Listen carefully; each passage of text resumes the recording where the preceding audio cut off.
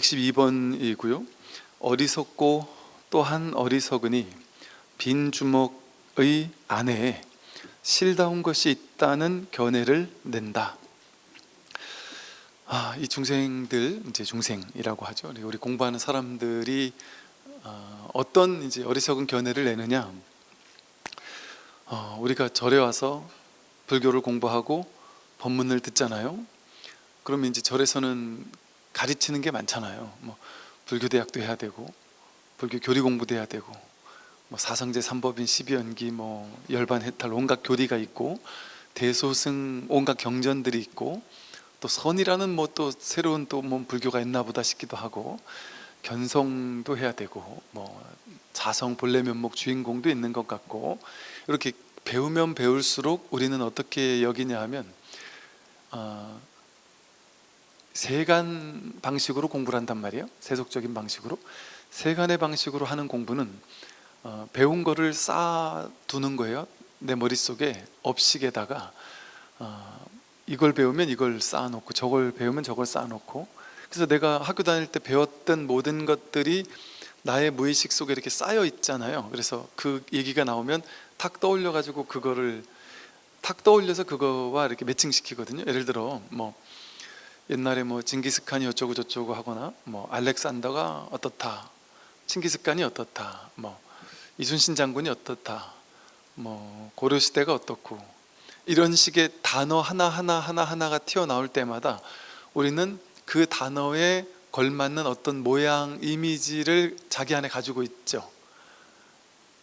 알렉산더 이러면 그 알렉산더에 대한 뭔가 모를 이미지를 자기들이 가지고 있단 말이에요. 그래서 그걸 꺼내 본단 말이에요. 그래서 맞춰 본단 말이에요. 그래서 제가 알렉산더 이러면 여러분은 자기 안에 있는 그 알렉산더에 대한 어떤 이미지를 끄집어내 가지고 그거 얘기하는구나 하고 딱 동일시 시킨단 말이에요. 그와 같은 방식으로 이 세상 모든 것에 대해서 우리는 그것을 명과 상이라고 그래요. 이름과 모양, 특정한 모양에다가 특정한 이름을 부여한 다음에 저장하는 거예요. 여러분, 그 컴퓨터에다가 파일을 저장하려면 특정한 모양의 파일이 있잖아요. 이 파일에다가는 뭐 수학 문제를 풀어놨다, 저 파일에다가는 그림을 그려놨다, 온갖 파일들이 있을 텐데, 그 파일이 이름을 부여해서 저장을 해야 그때부터 내가 저장된 거잖아요. 그래서 이름을 부여한 다음에 수학 1, 수학 2, 수학 3 이런 식으로 이제 이름을 부여해서 저장할 때도 위치를 부여해가지고 딱 저장을 해놔요. 그리고 이제 나중에 불러오게 한단 말이죠. 우리가 딱 그와 같아요. 이 세간 공부라는 것은 명과 상, 이름과 모양, 그러니까 모양을 취하는 공부예요. 바깥을 향해서 대상 경계를 취하는 일, 이게 중생이 하는 일이에요. 대상 경계를 취할 때는 어떻게 취하느냐? 대상 경계에 대해서 보이는 경계, 색경, 들리는 경계, 소리라는 경계, 성경, 맛이라는 경계, 또 냄새라는 경계, 감촉이라는 경계, 어떤 생각의 내용물, 이미지도 경계죠. 이미지도 그림 그리잖아요. 뭐 자비, 사랑, 뭐 이렇게 얘기하면 그 자비라는 모양, 이런 게 자비인지 저런 게 자비인지 하는 모양은 없으나, 그 자비하면 여러분 모두 다 저마다 자비라는 이름에 부여해 놓은, 사랑이라는 이름에 부여해 놓은 자기만의 모양이 있어요. 그리고 누군가가 사랑이 어쩌고 저쩌고 하면 자기 마음속에 있는 그 사랑을 가져다가 저걸 이해하려고 하는 거예요. 그러니까 애초에 말로 하는 모든 언어 개념들은 허망해서 진실할 수가 없어요. 그래서 언어라는 건 세속적인 도구여서 진리를 있는 그대로 드러낼 수가 없습니다. 그러니 이 말로 모든 것을 우리는 이렇게 알잖아요. 이렇게 안다 이러죠. 이렇게 이해하고 알죠. 아르마리로 분별해서 아는 거예요. 이 언어와 개념을 가지고 명과 상을 통해서 분별해서 안 모든 것들은 진실할 수가 없다. 똑같은 것에 대한 명과 상이, 이름과 모양이 우리가 부여해 놓은 상이 다 다르거든요. 눈 내리는 겨울, 숲속의 겨울에 눈이 펑펑 내리는 모습, 이렇게 눈 내리는 겨울의 숲, 눈 내리는 겨울 숲, 이러면 어떤 이미지인가요? 뭔가 모르게 이렇게 막 서정적이고 아름답고 온통 하얗고 뭐 이런 걸 생각하는 사람도 있고, 뭔가 옛날 그 뽀로로 동산 같은 그런 아름다운 그런 걸 연상하는 사람도 있을 것이고, 어떤 사람은 눈 내리는 숲에서 옛날 사랑하는 사람과 헤어졌다면 눈 내리는 숲을 볼 때마다 우울할 수도 있을 것이고, 저는 한때 고등학교 2학년 겨울방학 때 고3을 시작하기 전에 뭔가 새롭게 리셋하기 위해서, 리프레시하기 위해서 내가 도전을 한번 해봐야 되겠다 해서 혼자 치악산을, 이쪽 끝에 있는 그 치악산에 그 유명한 절이 있는데 정상 쪽에, 그 절까지 올라갔다가 거기에서부터 눈 내리는 겨울에 구두 신고 청바지 입고, 이게 등산이 뭔지를 몰랐어요. 그냥 가놓으면 되는 건가 또 싶었지, 등산화를 신어야 되는지 아무것도 겨울산이 뭔지도 몰랐어요. 그 눈이 막 쌓였는데 그냥 구두 신고 거기까지, 먹을 걸 아무것도 안 가지고 멋진 걸 가져가야 되는 생각도 못했을 뿐 아니라, 국립공원이라고 이름이 붙어 있으니까 국립공원은 들어갈 때 매점 같은 게 뭐 많겠지, 국립공원이니까 뭐 먹을 거 말 팔겠지, 이렇게 생각만 한 거죠. 그리고 버스 타고 탁 내렸는데 한겨울에 아무것도 없는 거예요. 여기가 맞는지도 모르겠고 매점 하나 찾을 수가 없는 거예요. 물 하나 살 데가 없는 거예요. 그냥 구두 신고 그냥 올라갔는데, 이게 길이 가다가 끊어지고 눈이 많으니까 이게 뭐 뭔지도 모르겠는데 배는 고프고, 올라갔는데 마침 절이 나오는 거예요. 그래서 아이고 살았다 싶어서 절에서 이제 뭘 이렇게 좀 얻어먹기도 하고, 그러다 보니까 이제는 내가 좀 이제 갈 수 있겠네 싶어서 이제 거기서 멈추고 돌아갔어야 되는데, 여기서부터 저 끝까지, 그 저 끝에 있는 봉우리까지 능선 따라지 가야 되겠다는 생각이 든 거죠. 미친 짓이었어요. 그게 아무것도 없이, 먹을 것도 아무것도 없이. 근데 전날 저녁 때 제가 친구들한테 나 고3 시작도 하고 산행이나 해야 되겠다 하고 치악산을 갈 거야 이렇게 말만 했지, 이 친구들이 올 거라고는 상상을 못 했거든요. 그리고 그냥 치악산을 갈 거야 요 말만 했는데, 그 루트로 거기서 만날 수가 없잖아요. 근데 거기서 만난 거예요. 이 친구들을, 친구 한 2명인지 3명인지가 올라왔는데, 이 녀석들도 전부 다 먹을 걸 아무것도 안 가져 올라온 거예요. 근데 이제 그 절에서 뭐 준 거 조금 먹고 나서 괜히 막 의기투합해서 막 힘이 나는 거죠. 그래서 뭐 다른 게 어딨냐, 우리 같이 모였는, 혼자 있을 때보다 친구들 있으니까 훨씬 용기가 나더란 말이에요. 그냥 뭐 아무것도 없지만 들어올 게 뭐가 있냐 하고, 이 눈 내리는 아름다운 산을 우리가 만끽해 보자 어쩌고 막 이래. 그리고 거기 시작했다가 오후 한 5시쯤 될 때까지 눈은 펑펑 오기 시작하고, 길은 모르겠고 사람도 아무도 못 만나고 먹을 건 없고 물도 다 떨어지고 정말 죽을 것 같은 거예요. 이 친구들이 다 같이 죽을 것 같은 거예요. 그 4명이 같이 서로 죽을 것 같은 길을 걸었다가 한 명이 안 따라오길래 쟤 왜 저러나 하고 한참 내가 다시 쫓아가서 찾으러 갔더니 뭐 숨기고 있길래 뭐하냐 했더니 혼자 뭘 먹고 있는 거야 이놈이. 너 진짜 치사하게 죽어도 같이 죽어야지 이럴 수 있냐면서, 너 이런 놈이었냐면서 확 돌이켰더니만 누가 길을 가다가 귤 까먹고 뱉어놓은 귤 껍질을 먹고 있는 거예요. 얼마나 배가 고팠으면 그랬겠어요. 우리가 그렇게 죽다가 살아났거든요. 그래서 나중에 내려가다가 또 절을 만나가지고, 그 절에 있는 스님이 이제 우리를 밥도 주고 라면도 삶아주고 막 남은 떡도 주시고 하고서 이제 저 터미널까지 태워다 줬던 기억이 나요. 그때부터 한동안 눈 내리는 겨울숲은 지긋지긋해. 눈 내리는 겨울숲 하면 정말 짜증스러운 그런 이미지였단 말이에요.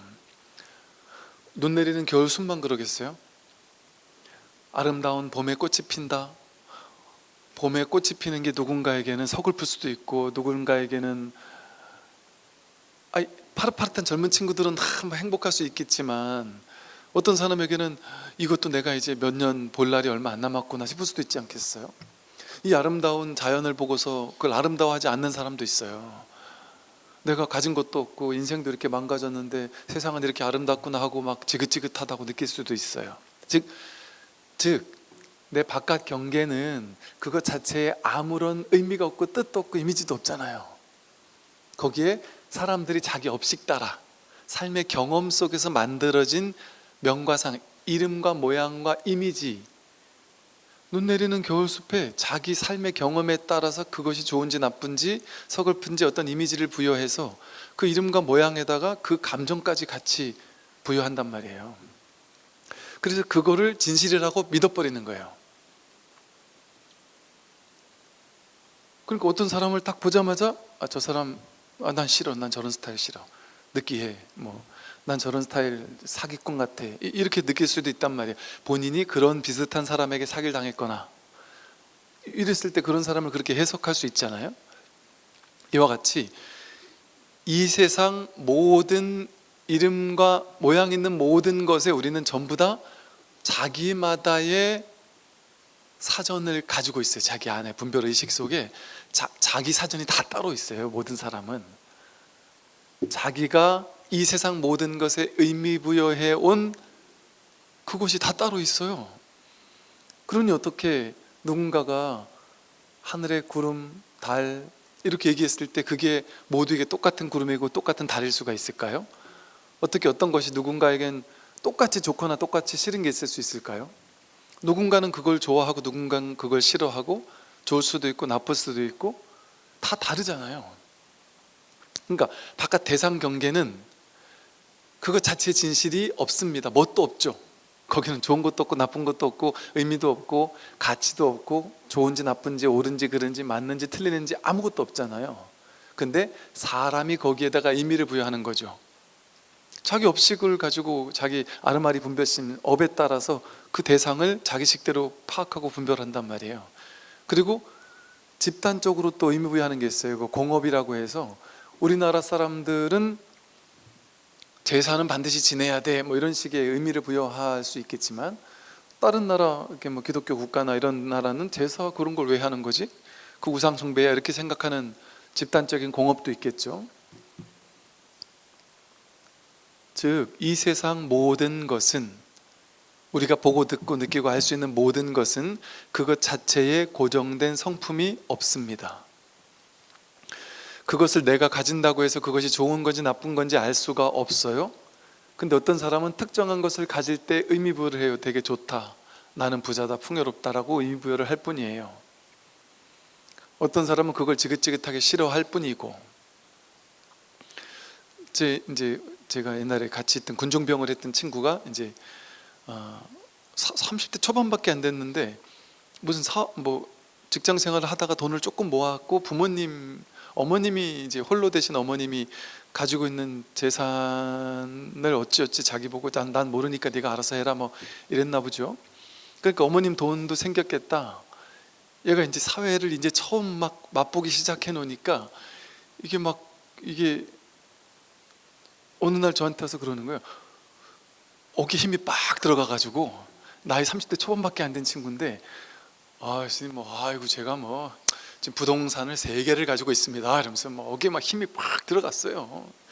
가지고 아파트도 하나 있고 저기 무슨 오피스텔 같은 것도 하나 있고 하여간 그런 게 이렇게 한 3개가 있대요. 야 어떻게 하다 그래 됐냐 그랬더니 이게 너무 신이 나는 거예요. 그래서 제가 월세 받는 사람, 받아먹고 사는 사람입니다 이러면서 너무 신이 나 있는 거예요. 그래서 이제 그땐 그런가 보다 했죠. 그래서 야 열심히 사는구나, 잘 사는구나 했죠. 나중에 이제 시간이 지나가지고 이제 와서 야 스님 진짜 옛날 어르신들 제가 이거 막 산다 했을 때 야 잘 알아보고 해라, 그거 함부로 하는 거 아니다 이런 얘기를 하더래요. 그런데 그때는 그래 생각했대요. 아이고 이분들이 젊은 사람이 하나 등기치고 하나 사니까 배가 아픈갑다, 괜히 쓸데없는 어른들은 똑같이 꼰대같이 저런 소리 하는구나, 그렇게만 생각했단 말이죠. 근데 나중에 가만히 봤더니 자기가 돈도 얼마 없는 친구가 3개를 샀으면 좋은 걸 살 수가 있었겠어요. 그러니까 자기가 나중에 보니까 집도 이상하게 남들 집은 다 오르는데 우리 집만 희한하게 안 오른대요. 귀신같이 안 오른대요. 그러니까 알고 봤더니 집도 싸게 대박이라고 생각해가지고 이렇게 싼 집이 어떻게 있냐 싶어서 저 멀리 오지에 있는 집을 사놓은 거예요. 그리고 이게 막 갑자기 막 마이너스 얼마라 원래는 얼마짜리인데 얼마까지 깎아준다니까 눈이 돌아가지고 어디 멀리 있는 이상한 오피스텔을 사람도 안 가는 곳에 오피스텔도 사놓고 해가지고 전부 다 그런 데만 사놓은 거예요. 그러니까 시간이 지나면서 알게 된 거예요. 거기 있던 사람이 이제 나갈 때 되니까 새로 구하려니까 구해지지도 않고 이러면서 막 완전 총체적 난국이. 그래서 야, 이거 내가 정신 너무 스트레스 받아가지고 팔아야 되겠다 싶어서 팔려고 내놨더니 이건 싸게 산 거기 때문에 팔려고 하면은 몇 천만 원 더 올려가지고도 분명히 할 수 있다고 했대요, 살 때는. 그런데 그러기는커녕 내가 산 가격보다 더 싸게 해도 안 팔리더래요. 다. 그러니까 엄청난 인생 공부를 했다고 하는데 인생 공부치고는 너무 혹독하다, 너무 가혹하다.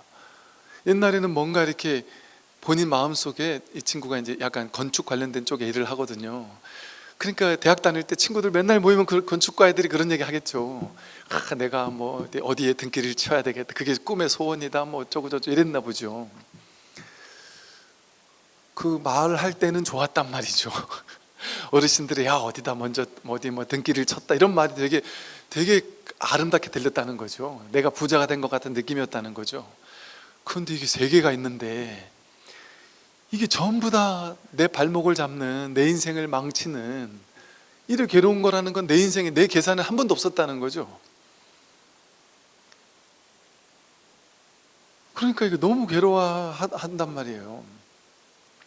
그러니까 이름과 모양, 상으로 본인이 학교 다닐 때 어디에 야, 등기를 먼저 쳐봐야 공부가 된다, 뭐 이런 얘기를 한다는 거예요. 선배들이 일단 먼저 등기부터 쳐보고 나면 저절로 공부가 된다 이러면서 등기가 있는 사람이 있고 없는 사람이 있고 막 이런 식으로 얘기를 했나. 등기라는 이 두 마디가 너무나도 좋은 말이었대요. 근데 지금 지옥 같은 말로 바뀌었다는 거죠. 그러니까 보세요, 이렇게 어떤 하나의 특정한 말, 언어가 자기에게 어떤 식으로 상으로 다가온단 말이에요. 근데 그게 천편일률적으로 좋거나 나쁜 모양일 수가 없잖아요. 즉 여기서 보듯이 이 세상 모든 것은, 사람도 마찬가지죠. 어떤 모든 사람은 그 사람을 좋게 보는 사람이 있고 나쁘게 보는 사람도 있죠. 부처님도 부처님을 죽이려고 하는 사람도 있었잖아요. 아주 천하에 제거해야 될 대상 1호로 본 사람도 많았을 거 아니에요. 모든 부처님도 그런데 모든 사람이 똑같죠. 여러분도 똑같지 않나요? 여러분도 누군가에게는 되게 좋은 사람인데 누군가에게는 되게 나쁜 사람 역할도 하지 않았나요? 살다 보면 그 역할 안 한 사람 없을 거예요. 그러면 여러분은 좋은 사람입니까? 나쁜 사람입니까? 어떤 사람에게는 좋은 사람이고 어떤 사람에게는 나쁜 사람인데 여러분이 좋은 사람인지 나쁜 사람인지 정할 수 있나요? 규정할 수 있나요? 이렇게 나이 50 넘게 반백년 이상을 살았는데도 불구하고 내가 누군지를 아나요? 내가 괜찮은 사람인지 아닌지 알 수 있나요? 나를 정할 수 있나요? 규정할 수 있나요? 나는 괜찮다, 아니면 괜찮지 않다, 잘났다, 못났다, 혹은 어떻게 규정할 수 있을까요? 모르잖아요. 내가 누군지 나도 모르잖아요. 왜? 나는 정해진 존재가 아니라 인연 따라 계속 바뀌는 존재니까요. 어떨 땐 내가 한없이 자비롭다가 어떨 땐 내가 한없이 이기적이거든요. 어느 게 나예요? 정할 수 있나요? 정할 수 없어요. 내 평생 데리고 산 나도 내가 누군지를 모르는데 어깨 너머로 본 상대방, 어깨 너머로 보는 대상 경계, 그게 좋은지 나쁜지 옳은지 그른지 무엇인지를 어떻게 알 수 있겠습니까? 아는 게 없어요. 그런데 왜 아는 게 없는데 그 모든 것이 나에게는 안다라고 느껴지고 좋다거나 나쁘다고 느껴지고 이런 건 좋은 일 저런 건 나쁜 일이라고 우리는 그렇게 굳게 맹신하고 사는 걸까요? 굳게 믿으며 자기 생각을 믿으며 사는 걸까요? 그건 전부 다 바깥 경계 자체에 고정된 실체적 존재, 실체적 자아가 좋다라는 실체가 있어서 좋다고 나도 믿는 게 아니라 내가 관념으로 분별로 나에게 그러한 단어, 그러한 언어, 그러한 개념, 그러한 존재가, 그러한 대상 경계가 좋다고 나에게 분별된 것뿐이잖아요. 나에게 아르마리로 의식된 거일 뿐이잖아요. 그것 자체의 성품이 좋은지 나쁜지도 몰라요. 근데 우리 모두 다 이렇게 그것 자체는 의미도 없고 개념도 없고 알 수 없는 무엇을 가지고 우리는 자기 분별 가지고 안다고 생각해서 자기 생각을 딱 정해버리고 거기에 굳어져 있죠. 그러니까 저마다 자신의 분별 의식 속에는 좋은 거, 나쁜 거, 옳은 거, 그른 거, 이것저것 그게 다 있는 거예요. 좋은 것도 진짜로 있고 싫은 것도 진짜로 있고. 이 세상 모든 것이 존재화되는 것, 좋게 존재화되거나 나쁘게 존재화되는 모든 것이 자기가 의식으로 만든 허망한 상이에요. 상. 그 상은 내 바깥에 있는, 외부에 있는 건가요? 자기에게 있는 자기 건가요? 자기가 만든 거, 자기 분별로 만든 모양이잖아요. 견분, 상분이래요. 그 상을 보는 걸 견분이라고 하고 보이는 상을 상분이라고 해요. 근데 견분이나 상분, 보는 부분이나 보이는 부분, 보이는 모양의 부분이 전부 다 자기 마음의 의식이란 말이에요. 똑같이 한 마음 속에 있는 분별 의식이란 말이에요. 견분도 자기고 상분도 자기예요. 즉 여러분이 세상에 실제한다라고 느끼고 알았던 모든 실제하는 것들, 그 상, 모든 있다고 여기는 모든 것들, 그것은 실제 있는 게 아니죠. 어디에만 있어요? 내 의식 속에만 있죠. 내 분별 의식 속에만 있잖아요. 이렇게 있는 거 있잖아요. 진짜로 있는 게 아니라 인연 따라 생겨나고 사라져서 인연 가합으로 가짜로만 분별 상으로만 임시로 있는 모든 것들, 그거를 불교에서는 법이라고 불러요. 법법자. 법이라는 거는 우리 불교 교리 공부할 때 이렇게 배웠을 거예요. 법은 두 가지 뜻이 있어요 해요. 그래서 1번 뜻 진리라는 뜻이 있습니다 이러고 2번 뜻 존재라는 뜻이 있습니다 이렇게 배웠을 거예요. 존재라는 뜻, 그게 법이거든요. 근데 우리가 존재라고 여기는 모든 것들, 그래서 법을 따르게 말하면 것이라고 다 써요. 것, 있다고 여기는 모든 것, 유형 무형의 모든 것, 상이 있는 모든 것, 요걸 법이라고 한단 말이에요. 근데 왜 그 모든 있는 모든 것, 우리가 있다고 여기는 모든, 있다고 착각한 모든 것이라는 그 허망한 존재에다가 왜 법이라고 이름 붙였을까요? 그 실제 있는 게 아니기 때문에요. 법으로서 있어요. 내가 있다고 여기는 이 모든 것들이 이게 그대로 법이에요. 이게 존재 같잖아요. 진짜 있는 것 같잖아요. 좋거나 나쁜 어떤 의미로서 실제 하는 것 같잖아요. 상이잖아요. 이건 종이라는 상이잖아요. 그런데 이것이 동시에 법이에요. 이것은 인연 따라 생기고 사라지는 것일 뿐이고, 이것은 실제 하는 것이 아니라 분별상으로서만 있는 것일 뿐이고, 내가 법으로서 분별상으로서 상분으로 내가 내 안에서 드러난 것일 뿐이에요. 그래서 실제 하는 게 아니에요. 무상하고 무아인 거예요. 그래서 이것이 뭔지는 우린 안다고 하면 그건 다 분별을 따라가는 거예요.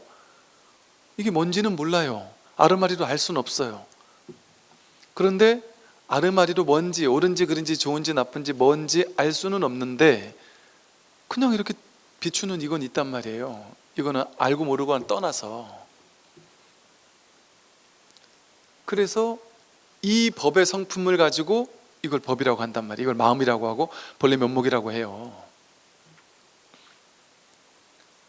색즉시 공 하듯이 색이 있는 거기에 곧 공이 있다. 공은 이 깨달음의 성품을 공이라고도 말하거든요. 그건 뭐 있는 게 아니잖아요.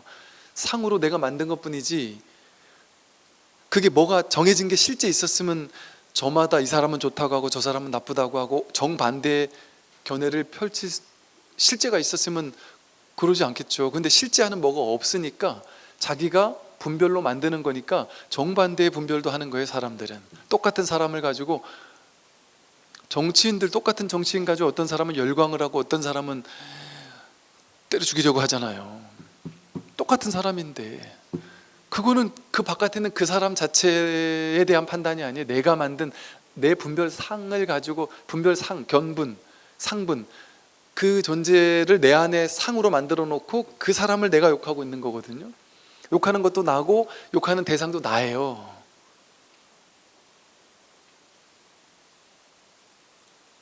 진리가 뭡니까? 부처가 무엇입니까? 본래 성품이 무엇입니까? 이재명, 윤석열. 이 이름 석자를 불렀을 때 그 사람이 떠올라 버리면 그건 두 번째 자리 떨어진 거죠. 곧장이 아니죠. 이재명만 안 하고 이 해도 끝난단 말이에요. 윤석열 안 하고 윤 해도 끝난단 말이에요. 의미 없고 뜻도 없고 모양상으로 따라가지 않을 때 첫 번째 자리에서 이 이름 석자를 불렀을 때 뭐 어떤 그림이 그려져 버리면 그 사람 이미지가 떠올라 버리면 그건 떠오른 상이잖아요. 바다 위에 인연 따라 떠오르는 파도란 말이에요. 우리가 파도에 관심이 있습니까? 이 마음 바다를 확인하고자 하는 거지. 그런데 우리 인생에서 지금까지 여러분이 살면서 인생을 살면서 보고 듣고 느끼고 알고 만나고 경험하고 살면서 만났던 모든 건 전부 다 상이었죠. 전부 다 상이었잖아요. 자기가 전부 다 자기가 만든 거 아니에요? 그럼 내 바깥에 이 세상이 실제적으로 바깥에 있어요? 자기 상으로 있잖아요. 그래서 만법 유식이라고 해요. 만법은 오로지 자기 분별 의식이 만든 거예요. 그 만법이 오로지 자기 분별 의식에서 드러났단 말이에요. 어디서 드러나요? 여기서 드러나죠. 이 세상 모든 것을 드러낼 때, 상으로 드러낼 때 어디 다른 데서 드러낸 적 있습니까? 여러분 자기 마음을 벗어나서 그것만 있었던 적 있나요? 지구 반대편에 트럼프 떠올릴 때 내 마음 없이 트럼프만 혼자서 이렇게 있었던 적 있나요? 트럼프를 비추고 있는 이 마음 없이, 내가 트럼프에 대해서 분별하고 있는 이 마음 없이 그 혼자만 있었던 적이 있냔 말이에요. 전부 다 마음의 일이죠. 그래서 일체유심조에서 모든 것은 이 마음에서 드러날 뿐이다. 근데 마음에서 전부 다가 마음에서 드러난 거죠. 좋고 나쁜 모든 건 다 마음에서 드러난 거죠. 근데 마음에서 드러난 모든 걸 모양과 이름을 붙여가지고 그걸 좋다 나쁘다 옳다 그르다 분별하면서 분별의 세계를 구축하고 그 분별의 세계에 쫓아다니면 그건 만법 유식이라고 해서 자기가 분별 의식으로 만들어 놓은 좋고 나쁜 자기 세상, 자기가 창조한 자기 세상이죠. 그러니까 자기가 창조한 자기 세상에 조물주 누구예요? 자기죠. 그래놓고 자기가 자기 세상을 그렇게 만들어 놓고 세상 탓을 해요. 세상이 실체적으로 나쁜 놈이고 세상이 실체적으로 나쁜 세상이고 세상은 좋지 못한 곳이고 하면서 다 자기 일인데 바깥 쫓아다니면서 세상을 바꾸려고 해요. 훌륭하다는 사람들은 어떤 사람이냐면 세상이 잘못됐으니까 세상을 바꾸는 사람이 훌륭한 사람이라고 배웠잖아요. 그건 불교에서 보면 어리석은 사람이죠. 제가 대학 다니고 할 때 저희 선배 스님들 그룹들이 보면 데모하다가 출가한 스님들이 많다니까요. 허망함을 깨닫고는 나는 너무 훌륭한 사람이라서 세상을 바꾸기 위해서 데모에 열정적인 사람이었단 말이에요. 내 안위보다 나는 좋은 대학 나와가지고 나는 좋은 데 취직하면 그냥 좋은 데 취직해서 돈 벌 수 있는 사람이었단 말이에요. 그런데 이 동지들을 놔두고 나만 혼자 잘 먹고 잘 살자고 저 대기업에 취직해가지고 월급 따박따박 받으며 살 수 없다. 나는 좋은 사람이기 때문에 이들을 지키고 이들과 함께 세상을 바꾸는 일에 투신하겠다 하고 넘어가지고 계속 데모하던 스님들이, 젊은이들이 세상을 뒤바꾸겠다고 했단 말이에요. 세상이 문제인 줄 알고.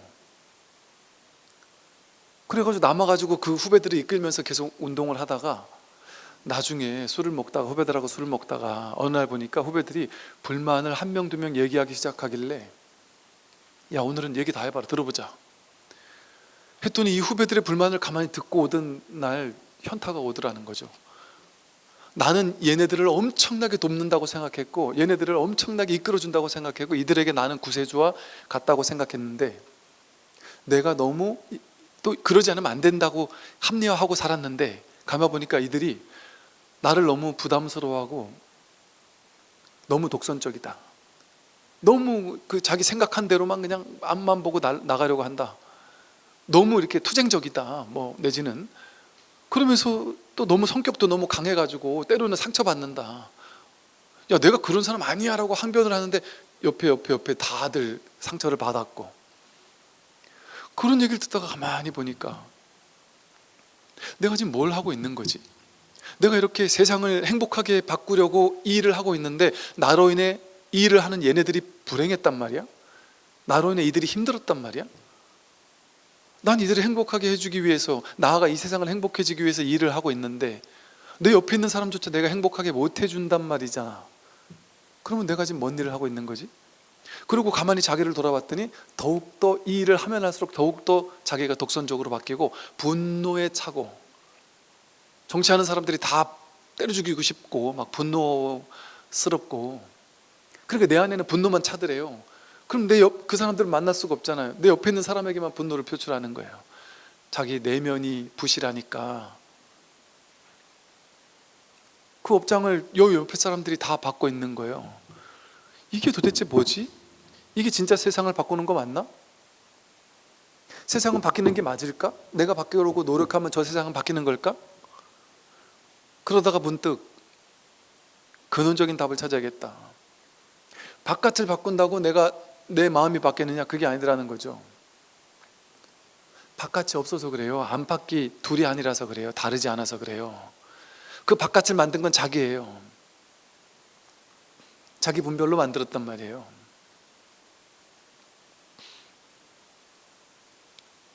그래서 출가를 해서 이 공부를 하던 스님들이 있단 말이에요.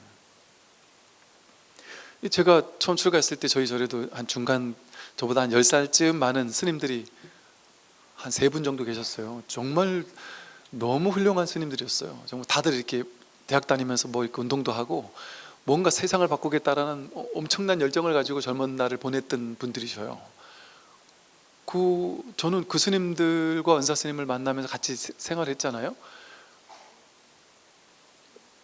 그래서 저는 스님들은 다 그런 줄 알았어요. 다 그렇게 훌륭하신 분들만 스님이 되는 건 줄 알았어요.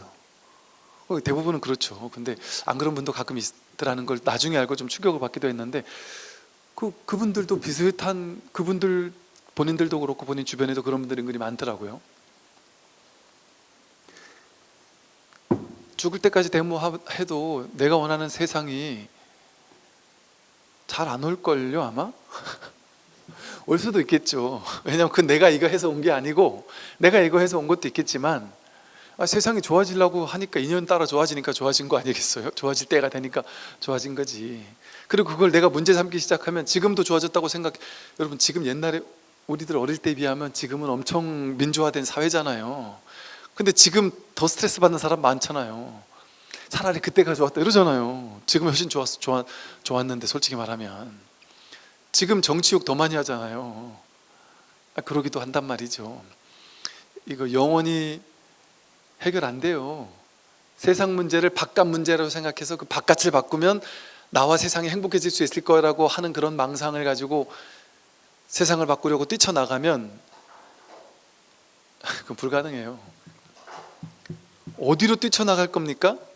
나갈 바깥이 없는데, 내외 명철 안팎이 따로 없는데, 세상이 따로 없단 말이에요. 내가 세계고 세계가 난데, 내 마음에서 해결이 돼버리면 세상에 정멸이 찾아온단 말이에요. 해탈이 찾아온단 말이에요. 이 세상에 일체 중생이 일시에 구제가 된단 말이죠. 근데 자기가 해탈하지 못하고 자기 마음을 깨닫지 못하고 세상을 바꾸겠다? 사법계라는 현실 세계에서 봐서는 좋은 일이에요. 그것도 할 만한 일이에요. 좋은 일이에요. 세상에서의 직업 가운데는 그런 일이 되게 좋은 직업 중에 하나예요. 저 그런 분들을 나빠서 이런 얘기 하는 게 아니에요. 존경하지 않아서 이런 얘기를 하는 게 아니에요. 그런 일에 헌신하는 분들을 저는 충분히 존경하고 존중하고, 그런 분이 계셔야 된다는 데 동의하고, 사회복지하는 분들 아주 훌륭하다고 느끼고, 사법계에서 어차피 세상을 살아가야 되면 나쁜 일하고 자기 이익만 챙기고 사는 것보다는 세상을 밝게 바꾸겠다는 마음으로, 그런 의도로 사는 것도 좋아요. 사법계라는 현실 세계에서는 좋단 말이에요. 그게 나쁘다는 얘기가 아니에요. 현실 세계에서는, 현실 세계에서 좋은 일이에요. 그거 부정하는 거 아닙니다. 근데 지금 제가 하는 법문은 뭐예요? 출세관, 근본, 종교, 종이라는 게 마루종, 근본이라는 뜻이고, 근본의 가르침, 본질적인 가르침, 핵심의 가르침, 그 모든 괴로움을 하나하나 해결하는 게 아니라 그 모든 문제가 다 모양의 문제잖아요. 상의 문제잖아요. 정치가 이렇게 됐으면 좋겠어, 이렇게 됐으면 좋겠어, 경제가 이렇게 됐으면 좋겠어, 우리나라 좀 더 부자가 됐으면 좋겠어, 뭐 이런 거잖아요. 그게 다 모양을 바꾸는 거잖아요. 모양을 바꾸는 얘기가 다 상을 바꾸는 거잖아요. 그 상은 다 어디에 있어요? 상 여기서 드러나죠. 자기 눈앞에요. 바깥에 그런 실제가 있는 게 있지 않아요. 우리 모두 다 자기 안에 허상을 세워놓고는, 허상으로서 허망한 세계를 만들어 놓고는, 가상현실을 만들어 놓고는 그걸 실제라고 굳게 믿은 채, 그 생각을 믿은 채 그 바깥에 있는 세계를 실제로 바꿔야 된다고 착각하면서 세상으로 뛰쳐나가고 있어요. 사람들에게 너가 바뀌어야 돼, 너가 바뀌어야 돼, 넌 이게 단점이야, 넌 저게 단점이야, 넌 이걸 바꿔야 돼, 넌 왜 일을 너무 못해, 넌 왜 이렇게 무능하니, 넌 왜 이렇게 공부를 못하니 하면서 세상을 바꾸려고 뛰쳐다니고 있단 말이에요. 나는 왜 돈을 못 벌까, 우리 회사는 왜 이렇게 엉망인 걸까 하면서. 죽을 때까지 세상을 바꾸려고 뛰쳐나가 봐야, 모양을 바꾸려고 뛰쳐나가 봐야 상의 세계를, 근원을, 원천을 바꾸지, 원천을 깨닫지 않고서 모양을 어떻게 해결할 수 있죠? 그럼 마치 뭐 같으냐면, 어젯밤 꿈속에서 꿈의 내용을 바꾸려고 막 죽으라고 뛰어다녔어요. 꿈속에서 꿈의 불국토를 만들려고, 막 세상을 행복하게 만들려고, 꿈속에서 괴로워하는 사람들을 다 괴로움을 해결해주고, 가난한 사람들에게 다 사회복지 봉사해주고, 돈도 나눠주고, 괴롭다는 사람 없애고, 뭐 정치 잘못하는 사람들 가서 혼돈해줘서 정치도 바꾸고, 꿈속에서 모든 걸 다 했어요. 근데 꿈 깨고 보니까 그거 굳이 할 필요가 있는 것도 아니고, 꿈속에서 내가 미처 바꾸지 못한 거 다시 들어가서 바꾸려고 그 꿈으로 뛰어들어야 돼요? 꿈이라고 깨달으면 끝이잖아요. 그게 꿈이었구나라고 깨고 나니까 저절로 통찰이 돼버리니까 그 꿈의 스토리가 문제되지 않죠. 근본, 뭐가 근본이에요? 꿈이다가 근본이죠. 꿈이다라는 거 알았으면 됐죠. 문제 해결됐잖아요. 그 꿈속에 들어가서 그 모양의 세계를, 꿈의 모양을 해결해야 되는 거 아니잖아요. 내가 꿈속에서 누구한테 100만 원을 꿔주고 돈을 안 갚았어요. 근데 꿈 꾸기 전까지 계속 그 돈 빨리 갚아 빨리 갚아 하면서 개 쫓아다니면서 돈 받으려고 쫓아다니다가 쫓아다니고 꿈에서 딱 깼어요. 깨고 나면 이제 돈 안 받아도 되죠. 꿈 깨기 전까지는 그 돈 빌린, 내가 나한테 빌려서 안 갚은 그 녀석 쫓아다니면서 돈 받으려고 했는데, 꿈 깸과 동시에 그 돈 안 받아도 되잖아요. 그게 수조 원, 수천억이라도 안 받아도 되잖아요. 꿈인 줄 알았으니까 게임 끝났잖아요. 왜 게임이 끝난 거예요? 꿈인 줄 알았으니까. 꿈이 뭐예요? 상인 줄 알았으니까, 허상인 줄 알았으니까. 그 허상은 다 내 의식 위에 일체유심조 하듯이 마음 위에 드러난 환상의 세계였단 말이에요. 가상현실이었단 말이에요. 가상의 스토리였단 말이에요. 내 분별의식이 만든 꿈이었단 말이에요. 이 세상이 분별의식이 만든 꿈입니다. 나는 누구야? 그 자기 생각이죠.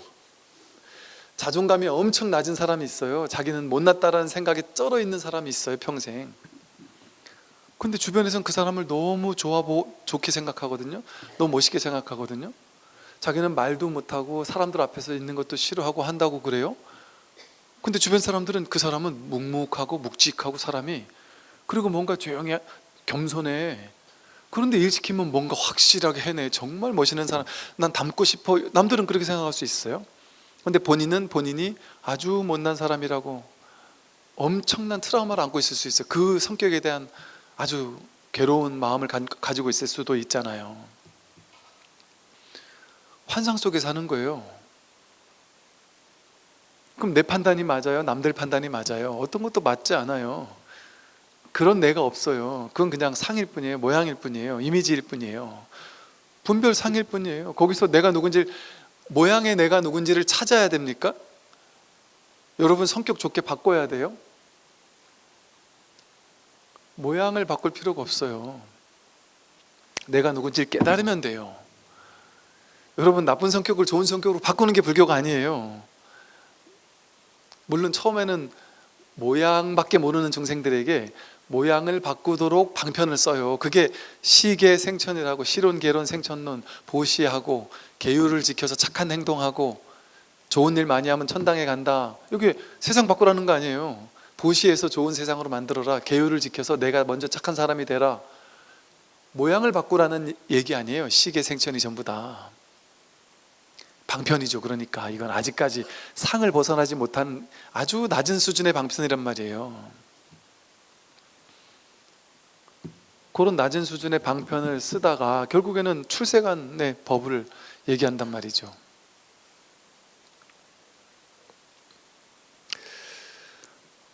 그래서 보세요.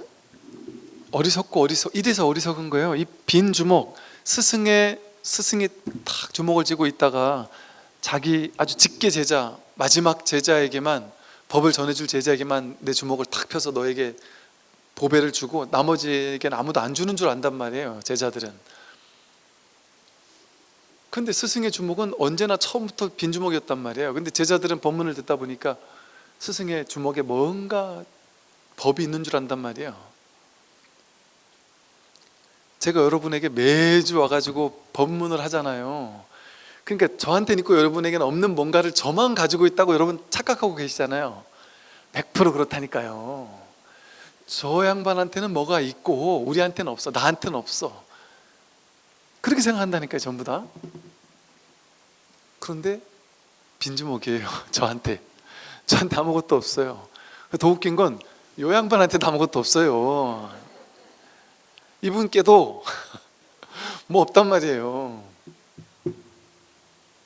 뭐가 없다는 말이, 이게 방편으로 잘못 듣는 사람한테는 불교 스님들 그러더라, 불교 뭐 없대, 이렇게 들을까봐 이런 얘기를 아무한테나 못하는 얘기예요. 본래 무일물이라는 얘기는, 불교는 진리를 깨닫는 문제거나 법을 획득하는 문제거나 뭐 열반에 이르는 문제거나 저 깨달으면 어떻게 도착하는 문제거나 도를 가져야 되는 문제거나 그런 거 아니에요.